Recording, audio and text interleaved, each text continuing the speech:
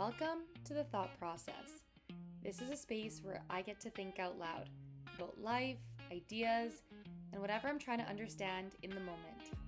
I don't always have answers here, just honest thoughts as they unfold. I'm so grateful you're here. So, let's dive in. Welcome back. Today we're diving into lesson 10 of 30 before 30. Everything is temporary.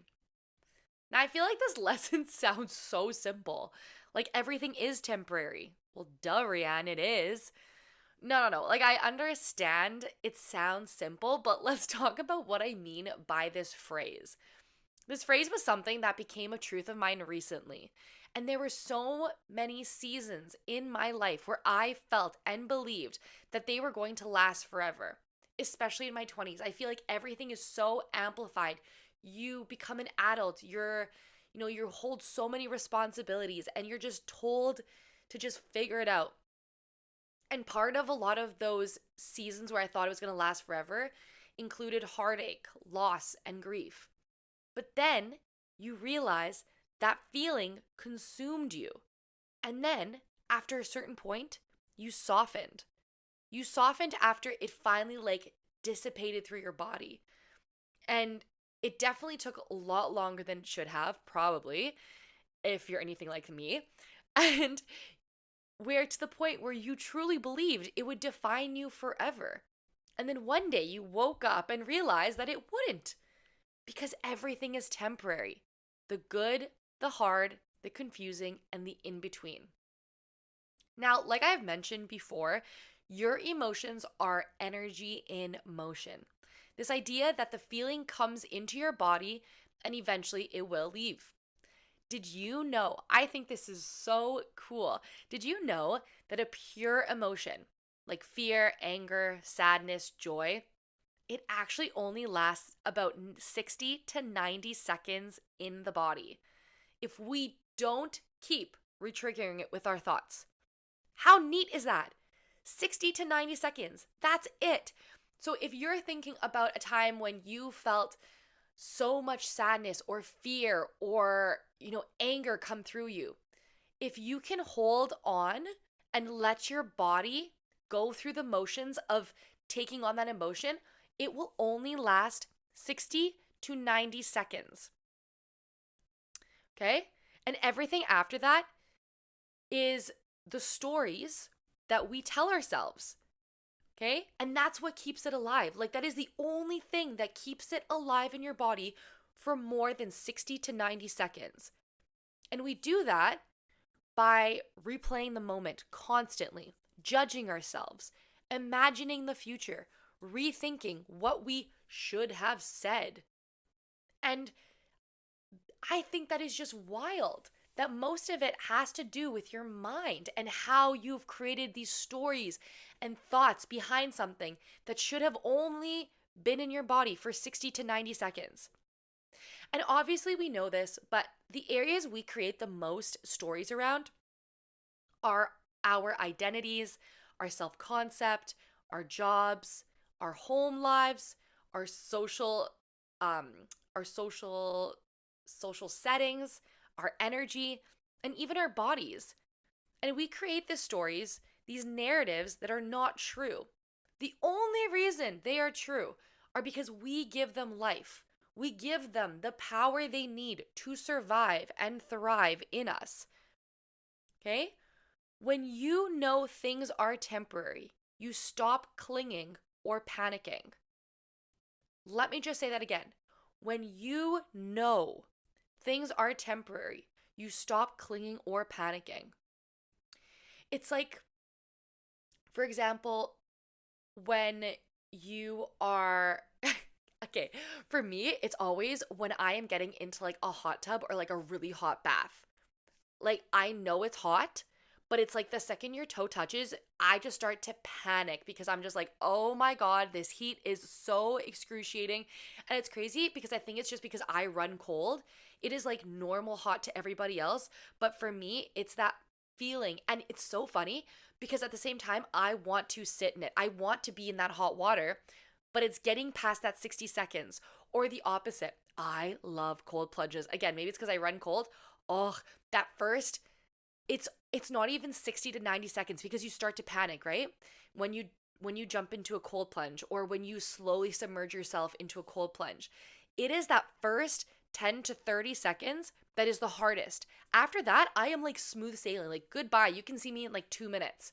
But when you first put yourself in that situation, your mind panics. But then all of a sudden, when you realize that you have control over your mind and you tell yourself, wait, it's all temporary. I can do this. I can do this. And you start to give yourself positive affirmations, you realize that moment has shifted. And I think that is something that's so neat. That's something that we don't use in our everyday lives enough. A quick side story is that in my classroom, we do math drills like every day. I teach this year, I'm teaching grade 4 or 5, and something that I really wanted them to know are their multiplication tables. So we do a quick math drill every day, 5 minutes, and they get to see how much on a page they can write. And something that was so neat that one of my students with math anxiety had done without me even asking was we had talked about this in writing because we were doing this new writing program. And in the writing program, the students are tasked with writing a positive affirmation at the top of their page before they start writing, because there is a lot of science and studies that have been done that say that students have a lot of writing anxiety now. And one of my students took that learning that they had done in writing, and at the top of their math drill, they had wrote a positive affirmation. I can do hard things. This is someone with math anxiety that could not get past, the twos tables, like the twos, like 2 times 4, 2 times 8, like all that. And all of a sudden, when I saw that on the page, after that day, I went and made every single student, and this is now routine. They get their math drill, they put their name on it. The first thing they do is they write a positive affirmation. And it is crazy. But the growth that I have seen from that moment, which was early January, so it's been almost a month, has been exponential in how fast they are starting to move through memorizing, remembering, figuring it out, because that moment of panic, that moment of clinging on is so temporary that by the time they finish writing that affirmation, they've already forgotten that they are supposed to be panicking and fearing the fact that they don't like math. I think that is the coolest science behind it. And I'm not trying to dismiss pain. Okay? When I talk about that, like everything is temporary. No. I'm not trying to dismiss it, the pain within it. I'm trying to contextualize it. Meaning that we aren't dismissing how our nervous system is feeling or reacting. We're actually giving it a container. And so a great metaphor for this is pain is like a wave. Dismissing pain says, don't look at the wave. Like don't look at it. Don't look at it. Getting stuck in pain says this wave is the ocean. Like it is going to overtake me. Contextualizing pain says, this is a wave. It's intense and it will pass. You will still get wet. You still feel it. You just don't drown in it.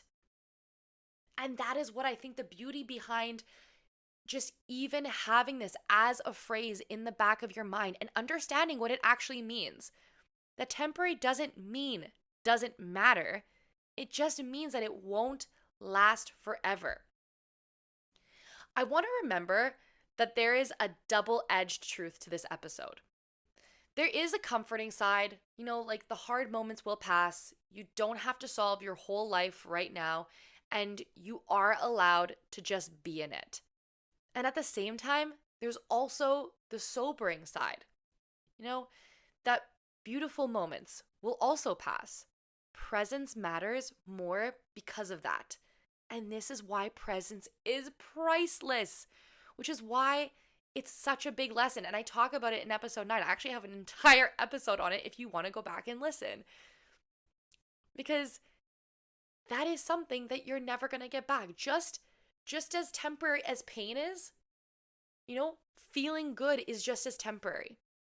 And now I want to share another personal story with you because I think it's also important to bring it back to life to see where it fits. And this is how I got through to all of my lessons, is that I started with, thinking about things that have happened, thinking about stories, because stories are life. Like, we are not people, we are not humans without stories. They're what make us who we are.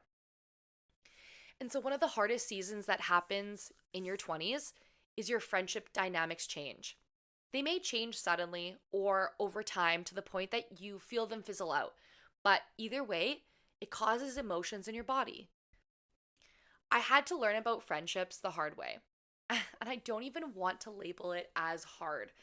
I just want to say that it was a humbling experience to go through because it really taught me a lot about grief, loss, and this idea that everything is temporary.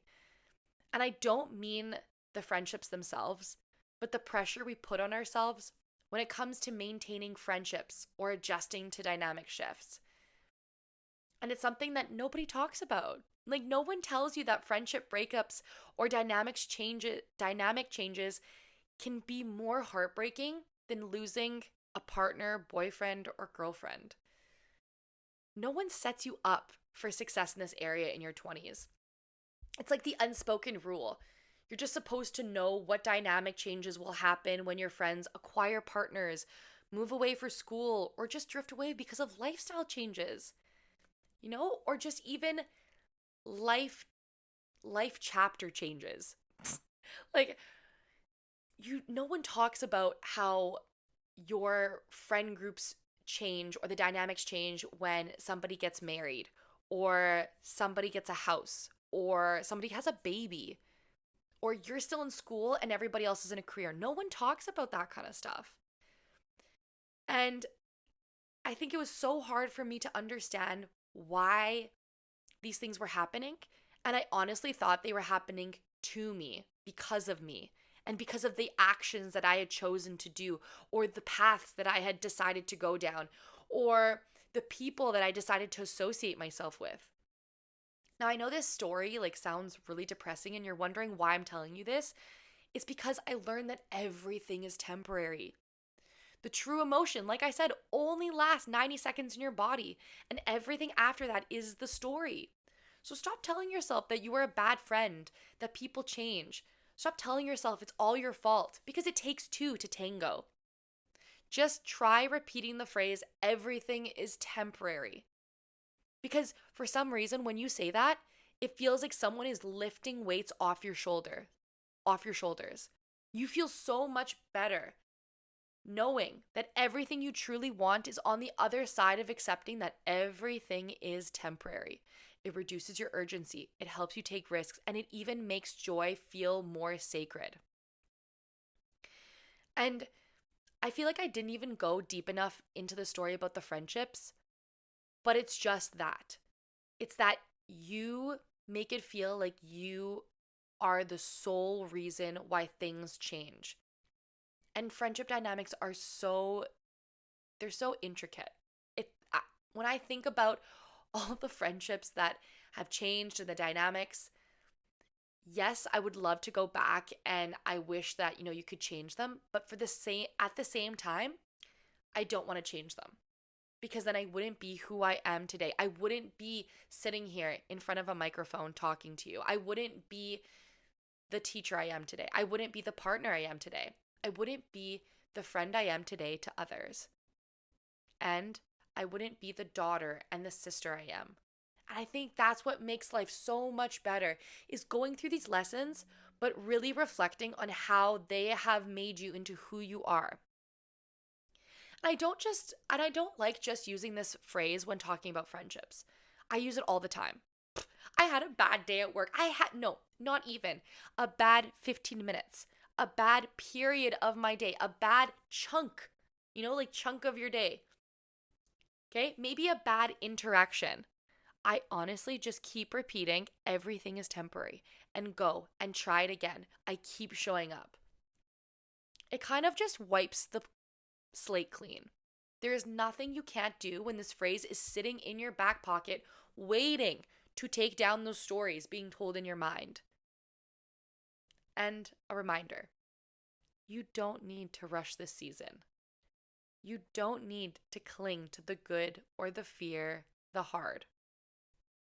You're allowed to trust the unfolding. And lastly, just a reminder that you are here, you are loved, you are cared for, and there's a reason why you're listening to this episode. So just remember that everything is temporary. I'm really grateful you're here. Until next time.